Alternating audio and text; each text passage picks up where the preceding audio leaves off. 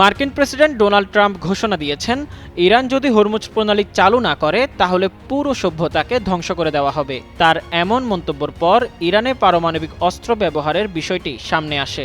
এমন পরিস্থিতির মধ্যে ইরানে পারমাণবিক অস্ত্র ব্যবহারের পরিকল্পনা অস্বীকার করল হোয়াইট হাউস। এর আগে নিজের সামাজিক মাধ্যম ট্রুথ সোশ্যালে দেওয়া এক পোস্টে ট্রাম্প সতর্ক করে লিখেন, আজ রাতে একটি সভ্যতার মৃত্যু হবে যা আর কখনোই ফিরে আসবে না।